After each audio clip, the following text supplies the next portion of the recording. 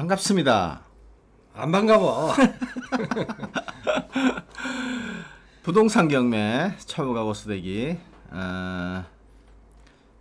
14번째 방송이라고 할까요? 15번째 방송이라고 할까요? 하여튼 14번째 방송. 네. 14번째 방송은 저희가 찍었다가 이 관계자의 요청으로 올렸다가 삭제했습니다. 네. 근데 공개적인 질문을 올려놓고 공개적으로 유튜브에서 답변을 하니까 이게 싫다. 그래서 그럴 수 있습니다. 네, 좋습니다. 네. 그래서 오늘은 우리 카페에 올라온 질문이 아니고 전에 누군가가 했던 질문인데 그 질문에 대해서 한번 얘기해 보고자 합니다. 유치권에 대한 얘기인데요.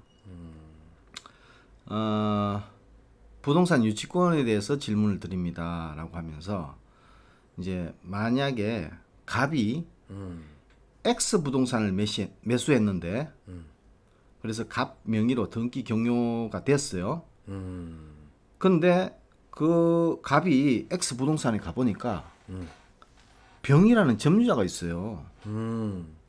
그래서 매도인은 을이었는데 점유자 병은 매도인 을에 대한 X부동산의 공사대금 채권 등 어떤 채권을 이유로 유치권을 행사하면서 점유를 하고 있어요. 그러니까 이 매수인 갑이 아주 황당하죠. 이럴 경우에 공사대금을 대신 주고 X부동산 반환 청구가 가능하냐. 네. 아니면 그 공사대금 채권, 그러니까 유치권자가 주장하는 그 공사대금을 주지 않고 자기가 그걸 매수했으니까 소유권에 기한 반환 청구가 가능하냐. 이게 첫 번째 질문이고요. 두 번째, 만약에 그 돈을 주고 그 부동산을 매수인이 반환 받았다라고 하면 자기가 그 돈을 아무런 이유 원래는 그 돈이 매수대금에 포함되어 있는 것도 아닌데 그걸 비용을 들였으니까 그 돈을 그 처음 매도인한테 그 부동산을 매각한 매도인한테 반환 청구를 해서 받아낼 수 있느냐. 이게 이제 일반 매매에서는 이런데 경매라면 어떻게 되느냐. 이런 질문이에요. 그래서 이제 질문하신 분 질문을 이렇게 보면 네. 유치권이 뭔지를 이제 모르시는 분 같아요. 그죠? 유치권이 뭔지 모르는 분들이 많죠. 그러면 우리 선생님께서 그러면 유치권이 뭔지에 대한 유치권의 정의부터 좀 얘기를 해주고 넘어갈까요? 자, 그 유치권이라는 말을 이제 먼저 풀어보면 유치라는 말하고 권리할 때 권자 여기 합쳐져 있는 거예요. 네. 그럼 유치는 어떨 때 쓰는 거예요? 유치가 들어가 있는 짧은 글을 지어보시오, 김 대표. 유치란? 유치 짧은 글을 지으라고? 아니 그냥 유치라는 말이 들어가 있는 어떤 뭐 단어도 좋고 유치장 유치장이란 말 있잖아요. 유치장.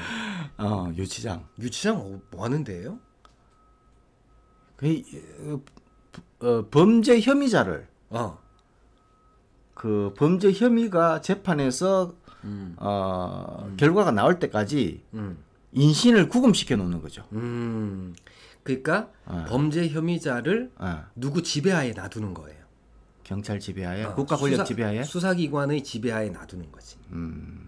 어느 놈이 내달라 그래도 이러는 거지. 이게 유치라는 말. 그러니까 유치라는 말의 뜻은 보통은 이제 물건이에요. 유치장은 이제 사람을 잡아가 두는 건데 유치라는 말의 뜻은 물건을 누군가의 지배하에 놔두고 물건 소유자가 돌려달라고 하더라도 반환을 거절하는 그런 권리를 유치하는 권리다. 이렇게 이제 보시면 돼요. 그럼 이제 유치권은 왜 인정을 해주느냐. 그러니까 이 유치권을 가지는 사람이 그 물건에 관해서 어떤 채권을 가지고 있는 거예요. 목적물에 관한 채권을 가지고 있는데 이 채권이 이행이 안 되고 있는 겁니다. 이랬을 때 그 채권의 변제를 받을 때까지 변제를 받을 때까지 이 목적물을 계속해서 이제 점유한다 그러는데 지배하에 두는 거예요. 단순히 지배하에만 두는 그렇죠, 거지. 그렇죠. 그걸 자기가 사용 수익하면 어떻게 될까요? 그렇죠. 사용 수익하는 것은 이제 안 되죠. 사용 수익하면은 소유자가 이제 유치권 소멸 청구라는 것을 해서 유치권을 없애버릴 수가 있어요. 그러면 뭐 여기 있는 질문은 아니지만 그러니까 소유자가 사용 수익하는 걸 허락했다. 그럼 허락했다 그러면은 이제 가능하죠. 쓸 수는 있는데 이제 쓰게 되면은 이제 그에 따르는 사용 이익 같은 것들이 생길 수 있겠죠. 그거는 이제 물건 소유자에게 돌려줘야 돼요. 그러니까 유치권이라는 권리는 채권의 변제를 받을 때까지. 근데 이 채권은 반드시 목적물과 관련되어져 있는 채권이어야 돼요. 목적물과 관련되어져 있는 채권을 변제받을 때까지 그 물건의 이제 소유자가 반환을 요구했을 때 이를 거절하고 계속해서 점유할 수 있는 권리를 유치권이라고 얘기를 해요. 근데 이 유치권이 이게 일종의 담보로서 작용을 하는 겁니다. 그러니 예를 들어 물건에 관한 채권의 채무자가 돌려달라라고 했을 때 거절할 수 있을 뿐만 아니라 채무자가 아닌 물건의 소유자가 달라 이렇게 요구를 해도 거절할 수가 있는 거예요. 그래서 이거를 이제 대세적 물권이라고 얘기를 합니다. 그러니까 누구에게나 다 주장할 수 있는 그런 이제 담보 물권으로 우리 민법이 이제 유치권이라는 권리를 만들어 둔 거예요. 근데 그렇게 되면 이 유치권을 그게 그렇게 대세적 물건이면 왜 등기부에 그게 못 올라가요? 등기부에는 유치권이라는 권리가 등재가 되지 않잖아요. 그렇죠. 그러니까 유치권이라는 권리는 목적물을 계속해서 점유하고 있을 때만 인정해 줄 수 있는 권리예요. 근데 사실적으로 물건을 지배하는 상태는 늘 변동될 수가 있는 거예요. 그러니까 등기가 이렇게 반영을 못하는 겁니다. 그래서 유치권이라는 권리가 굉장히 강력한 권리임에도 불구하고 등기를 통해 가지고 그 권리를 대외적으로 공시할 수는 없어요. 그래서 이제 물건을 사실적으로 지배를 하고 있을 때 유치권이 이제 행사될 수 있고 존속할 수가 있는 겁니다. 그러니까 유치권이라는 권리는 이제 그런 권리예요. 그럼 이제 그 권리가 자, 요 케이스에다가 이제 집어넣어 보면은 갑이라는 사람이 물건을 샀어요. 근데 판 사람이 공사 대금을 안 준 거지. 그래서 공사업자가 그 판 물건을 계속해서 이제 점유하고 계속해서 점유하고 누가 달라고 그래도 이거 공사 대금 받을 때까지 못 주겠다. 이런 권리를 행사하고 있단 말이죠. 유치권 행사를 하고 있어요. 그러면 그 물건을 산 사람이라고 하더라도 그 돈을 다 갚을 때까지는 물건을 달라고는 못하는 겁니다. 이게 지금 매수인이 등기를 했기 때문에 소유권을 취득했단 말이죠.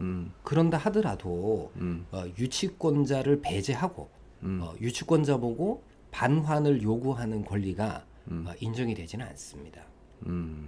유치권자가 유치권 행사를 해서 반환을 거절할 수가 있고 계속해서 점유하는 것이 정당화될 수 있기 때문에 매수인이 유치권자 보고 내가 소유자니까 그리고 나한테 빚이 있는 것은 아니지 않냐 그런 얘기를 해봐도 다 쓸데없는 얘기예요. 자, 이거는 경매라고 하더라도 마찬가지예요.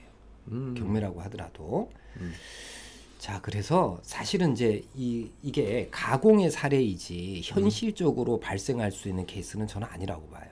그러겠죠. 왜냐하면 부동산을 사면서 이 부동산 누가 점유하고 있는지 알아보지도 않고 현장에 가보지도 않고 현장에 가보지도 않고 묻지마 매수 이런 거는 현실에서는 잘 없어요. 그렇죠. 네.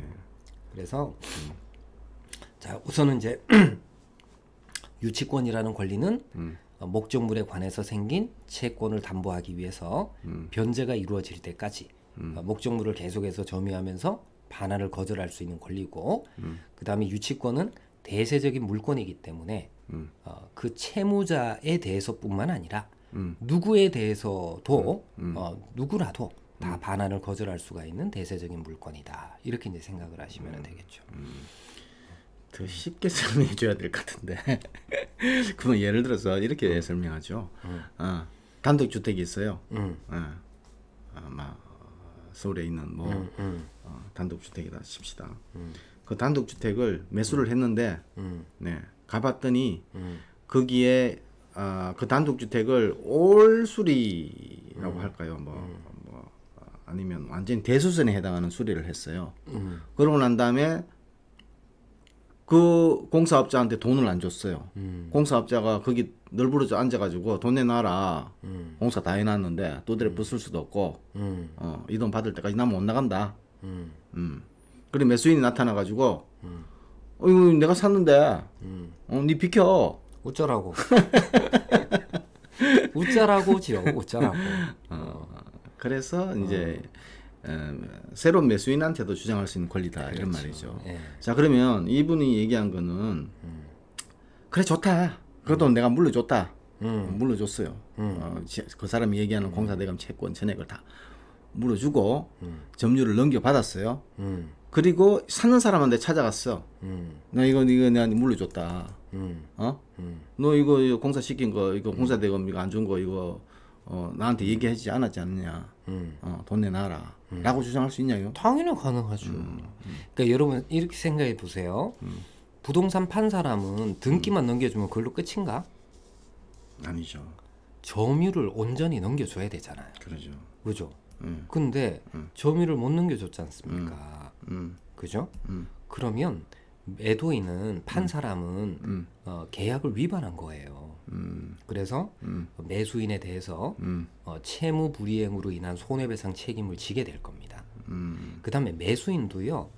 목적물을 인도받을 때까지 대금을 아마 안 줄 거예요.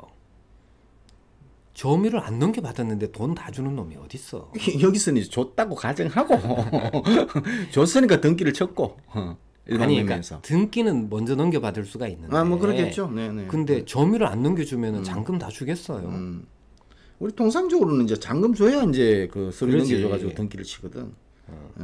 아니 그 등기뿐만 아니고 목적물을 인도받는 것하고 그 다음에 매매 대금을 지급하는 것 사이에서도 동시행 관계가 있어요.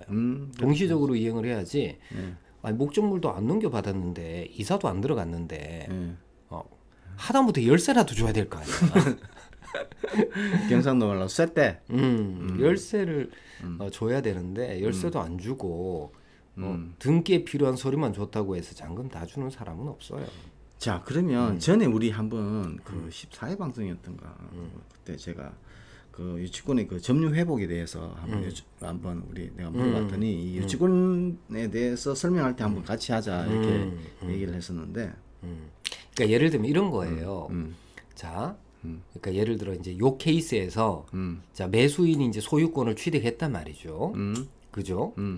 그런데 이 유치권자가 계속해서 점유를 하고 있단 말이에요.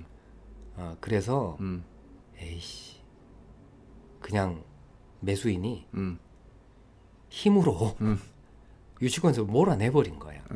완력으로. 밤에 막 쳐들어가가지고 막 열쇠 부수고 뭐 하여튼 뭐 쫓아내버린 거예요. 그랬더니 이제 이 유치권자도 밤에 또 습격을 한 거지. 네. 그래가지고 또 이 매수인을 몰아낸 거야. 그 매수인은 이제 그때 막 좀 두드러 맞기도 하고 이제 억울하잖아. 그래가지고 매수인이 이 유치권자를 상대로 해서 점유회수 청구 소송을 제기를 하는 거예요.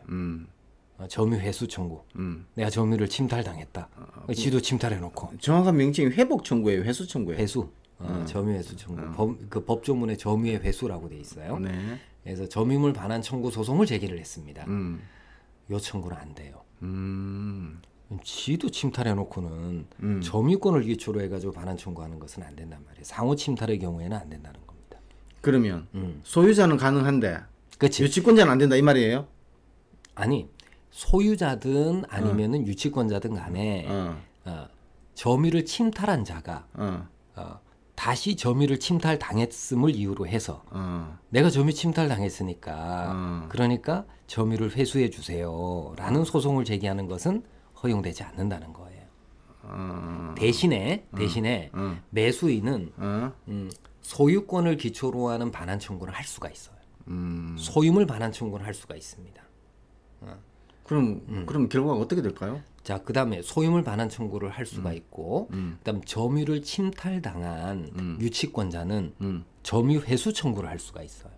그러니까 예를 들면, 자, 유치권자가 점유하고 있는데, 근데 매수인이 몰래 습격해가지고 점유를 침탈해 버린 거야. 그러면 이제 점유를 침탈당한 유치권자가 점유 회수 청구 소송을 제기를 해요. 한편 이 매수인은요, 매수인은 저놈 저거 유치권 없어요. 이미 공사대금 다 소멸했기 때문에 그래서 소유권을 기초로 하는 반환 청구 소송을 제기하는 것, 이게 가능하다는 거예요. 자, 법원이 이제 소송으로 딱 하면은 본소가 점유회수 청구 소송이고, 그다음에 반소는 매수인이 소유물 반환 청구 소송을 제기를 하는 거예요. 그러면 이제 이거 다 심리를 할 거 아니에요, 법원이? 심리를 해보니까 매수인이 점유 침탈한 것도 맞아. 그 다음에 매수인 주장대로 공사대금 채권이 이미 다 소멸하고 없어.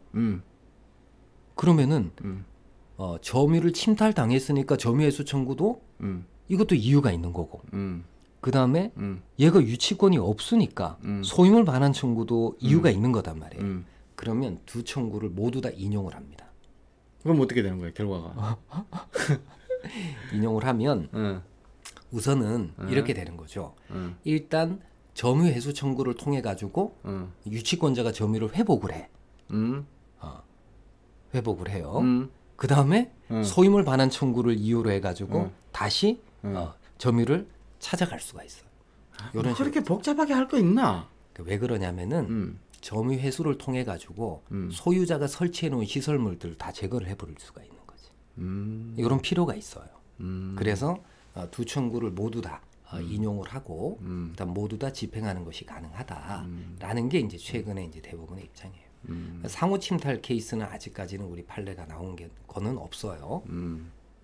서로 이제 침탈했을 때 그게 가능하도록 내버려 두면 법이라는 게 없고 계속 밤마다 습격전이 그렇지. 네, 그렇게 되겠죠. 그렇게 막아야 되겠죠. 자, 어쨌건 자, 유치권은 목적물에 관해서 생긴 어떤 채권을 가지고 있는 자가 채무를 변제받을 때까지 목적물을 점유하면서 반환을 거절할 수 있는 권리, 이걸 유치권이라고 하고, 유치권은 대세적인 권리다. 누구에게나 다 주장할 수 있는 권리이기 때문에 채무자뿐만 아니라 뭐 지나가는 옆집 아저씨한테도 다 주장할 수 있다. 불러가지고 이거 내 거예요, 내 거예요, 뭐 이렇게. 그래서 플랜카드를 붙여놓는 거야. 그렇죠. 내 거예요, 내 거예요. 지나가는 사람 일일이 다 말 못하니까. 그렇지. 내가 점유하고 있습니다라는 거를 알려주기 위해 가지고, 그래서 이제 플랜카드 유치권 행사 중 이렇게 이제 걸어놓죠. 그거 꼭 찍으라고 꼭. 그게 등기부에 안 박히니까 그런 거야. 그렇죠, 그렇죠.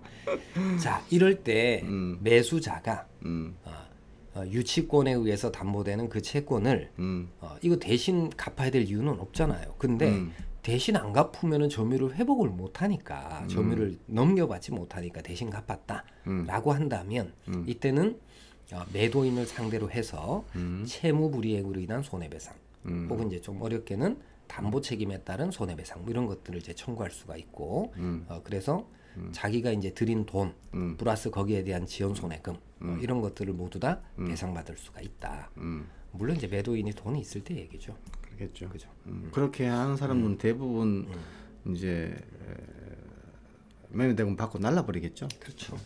근데 이게 경매라고 해서 다르지 않다. 자, 그렇죠. 이거는 지금까지는 일반 매매인 케이스고, 그러니까 경매에 대입시켜 보면 이런 거죠.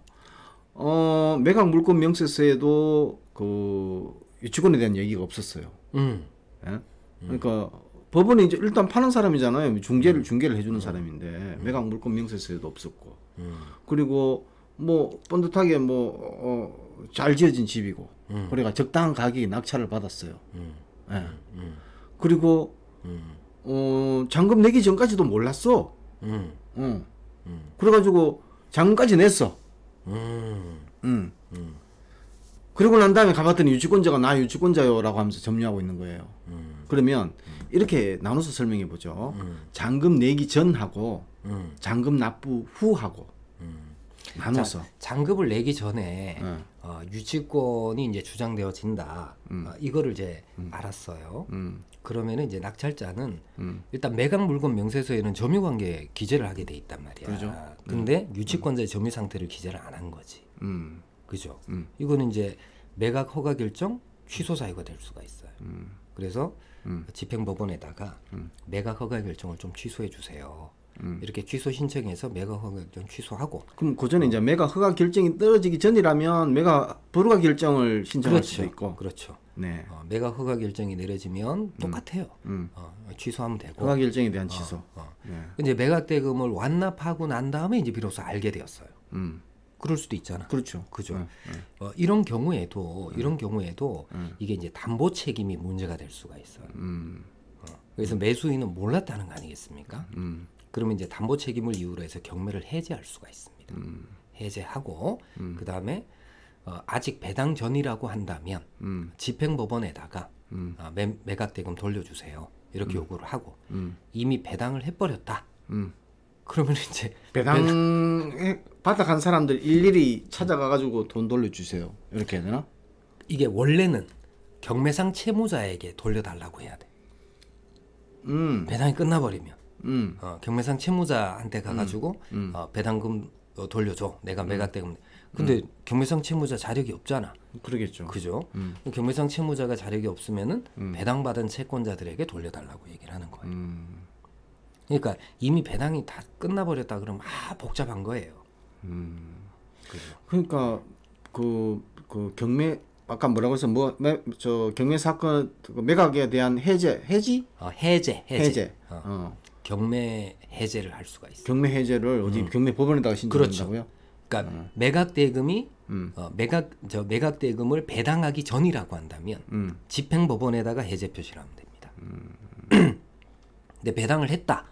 이럴 때는 경매상 채무자에게 해제 표시를 하고 그다음 경매상 채무자에게 우선 내가 낸 매각 대금 돌려달라고 하고 경매상 채무자가 자력이 없어. 이러면 배당받은 채권자들 다 찾아야 되죠. 다 찾아가가지고 배당받은 채권자가 뭐 여러 수십 명이다. 그렇죠. 그러면 이제 배당받은 채권액을 한도로 해서 반환을 요구를 하면 됩니다. 송달료, 인지대 뭐 이런 거 뭐 어마어마하게 들 그렇죠. 손해가 많죠. 이 손해 부분에 대해서는 경매상 채무자가 알고 경매 절차에서 말을 안 했어. 일단 경매상 채무자는 알 거 아니야. 유치권이 있음을. 그죠? 그러면은 경매상 채무자에 대해서 손해배상을 청구할 수가 있고 그다음에 경매를 신청한 채권자가 만약에 유치권자가 있음을 알고 있었다. 그러면 경매상 채권자에 대해서도 경매를 신청한 채권자에 대해서도 손해배상을 청구할 수가 있습니다. 자, 그러면 좋습니다. 하나만 물어봅시다.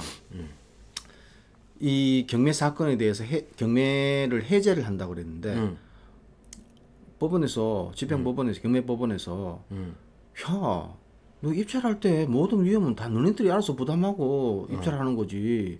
그걸 유치권자 있다고 왜 우리한테 와가지고 지랄이야? 안 받아줘? 그러면 어떻게 해요? 아니 받아주게 돼 있는데. 그렇게 나올 수도 있지 않을까? 그러니까 경매 매각에 대해서 그 취소 신청이 그렇게 쉽게 받아들여지지가 않더라고요.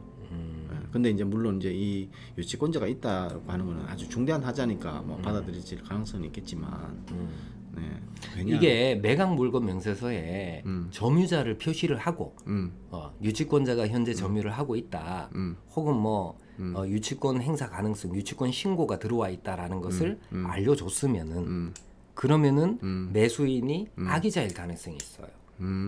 근데 유치권 신고가 되어져 있지도 않고 그다음 매각 물건 명세서의 점유관계에서 채무자가 점유하는 것으로 기재가 되어져 있다든지 점유 상태 뭐 불명 뭐 이런 것들이 이제 있어요. 특히 유치권 신고가 있냐 없냐라는 게 되게 중요합니다. 유치권 신고가 없으면은 경매절차 매수인은 선의자라고 봐줘요. 그렇기 때문에 자기가 매수하고자 하는 목적물에 유치권이라는 권리상의 하자가 있는 거예요. 그래서 우리 중대한 하자죠. 그렇죠. 우리 민법 575조에 따르면은 매매 목적물에 용익권능, 그러니까 쓸 수 있는 권리가 제한이 되는 그런 권리상의 하자가 있을 때에는 손해배상을 청구하거나 계약 목적 달성이 불가능할 때에는 계약을 해지할 수 있도록 하고 있는데 그거는 경매의 경우에도 똑같이 적용이 돼요. 근거조문은 우리 민법 575조, 578조 이 두 개 조문을 가지고 그 원래는 담보 책임이라는 것은 매도인에게 그 책임을 물어가는 거예요.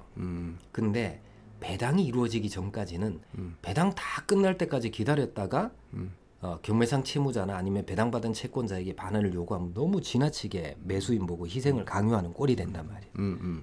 그래서 배당 전에는 집행법원에다가 해제 의사 표시하고 대금의 반환을 청구하는 것을 우리 이제 대법원이 허용을 하고 있어요. 자, 그런 식으로 처리가 되는 겁니다. 네. 자, 그 오늘 이 질문에 대한 그 일반 매매에서 불이의 유치권자가 나타났을 때 어떻게 진행이 되고 어떤 방법이 있는지를 한번 얘기를 해봤는데요. 유치권에 대한 전반적인 얘기는 아니었고, 우리 입찰자, 우리 이긴 경매 방송이니까 입찰자들이 유치권을 깨뜨리는 것에 대해서 굉장히 관심이 많거든요.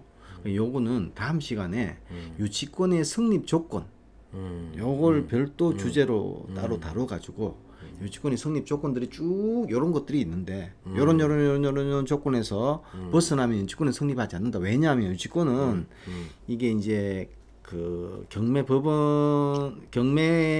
이해관계자들이 일부러 유치권을 신고해가지고 가격을 떨어뜨려서 자기네들이 어떤 소정의 이익을 취하기 위한 목적, 낙찰자로부터 어떤 점유를 넘겨주는 대가로 돈을 받는다든지 아니면 낙찰가를 떨어뜨려서 상가격이 자기들이 입찰을 한다든지 뭐 이런 여러 가지 이유 때문에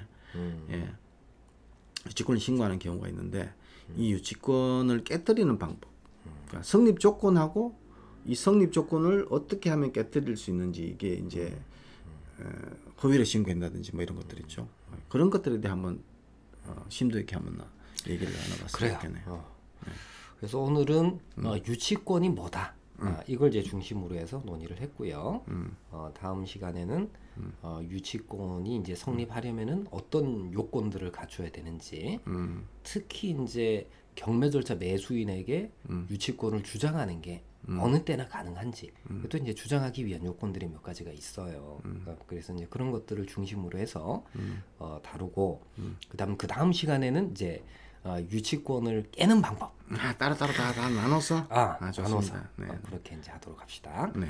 자, 오늘 질의응답 네. 14회인지 13회인지 15회인지 14회로 갑시다. 14회 네. 여기에서 마치도록 하겠습니다. 네, 수고하셨습니다. 수고하셨습니다. 네.